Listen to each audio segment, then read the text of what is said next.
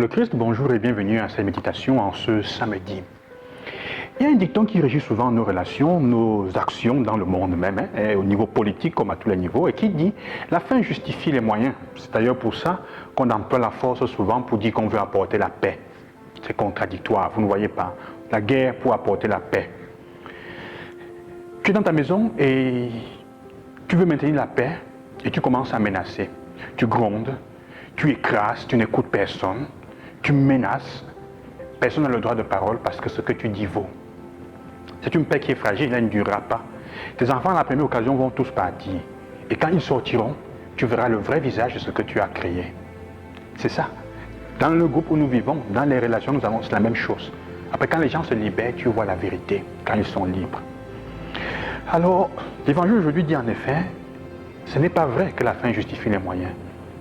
Si un acte est bon, si quelque chose est bon, tout le processus doit être bon. Les choix des méthodes doivent correspondre. Tu aides quelqu'un à faire quelque chose, tu dis que je veux l'aider à le faire, mais la personne n'obtient pas les résultats que tu as voulu. Et tu commences à la dénigrer jusqu'à même l'humilier, tu te fâches. Est-ce que c'est une bonne chose? Est-ce que tu t'es vraiment bon? Quel est l'arbre qu'il y a derrière? Tu as des personnes qui disent être douces, mais qui sont toujours en train d'insulter. Si quelqu'un t'insulte, tu l'insultes doublement. Jésus dit faire aujourd'hui un critère de discernement pour nos actions. Il dit faites attention. Un bon arbre ne produit pas de mauvais fruits. Et un mauvais arbre ne peut pas produire de fruits. Bon, l'arbre se reconnaît à ses fruits. Le fruit, ce n'est pas en fait le résultat. Si c'était le résultat, c'est que Jésus aurait échoué. Il n'aurait pas été un bon arbre. Il meurt sur la croix. Le fruit, en fait, c'est ce que Paul dit dans la lettre aux Galates. Ce sont les fruits de l'esprit. Joie, paix, douceur, contrôle de soi-même, ouverture, accueil, amour.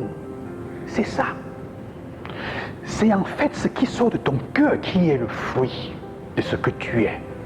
La question est donc celle-ci. Portons-nous du fruit? Et si nous portons du fruit, quel est le fruit que nous portons? Parce que vous voyez, frères et sœurs, dans la douceur, quand les bourrasques vont venir, on va voir sur quoi tu as construit cette maison. Sur quoi est-ce que nous construisons nos relations? Sur quel type de valeurs? Quelles sont les valeurs qui sous-tendent? Quelle est la roche? C'est la deuxième partie de cet évangile d'aujourd'hui.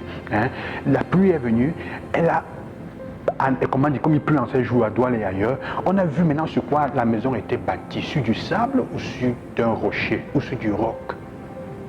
C'est très important, frères et sœurs, de nous poser cette question aujourd'hui, de savoir quel est donc le fruit que je porte? Qu'est-ce que j'apporte? Comment est-ce que j'accueille les gens?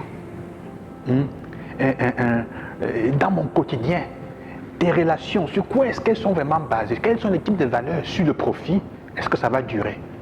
Les relations que tu as aujourd'hui, ta famille, est-ce que ce sur quoi tu es en train de la construire, si ce n'est pas dialogue, accueil, amour, ouverture, chercher le consensus, est-ce que ça va durer quand il y aura les moments de difficulté? Parce que quand les choses vont arriver, les problèmes, vous verrez la valeur, la qualité des relations. S'il y a manipulation, quelqu'un qui manipule, tôt ou tard ça éclate. Et le fruit n'est pas bon, parce qu'il y a hypocrisie. Et il y a une forme de non-amour. Que le Seigneur vous aide aujourd'hui à vérifier. Est-ce que je porte du fruit? Quel type de fruit je porte? Et surtout, sur quoi est-ce que j'ai construit? Ce que j'ai construit comme relation maintenant, est-ce que ça peut durer et résister aux intempéries du temps? Mon travail, ma vie, sur quoi est-ce que je suis en train de m'appuyer? Ma propre vie. Que le Seigneur vous accompagne et qu'il vous ouvre le cœur. N'ayez pas peur. Et si on se rend compte qu'on est en train de construire sur du sable, qu'on a le courage de revenir au Seigneur et de dire, Seigneur, aide-moi, deviens mon roc. Bonne journée et que le Seigneur vous bénisse.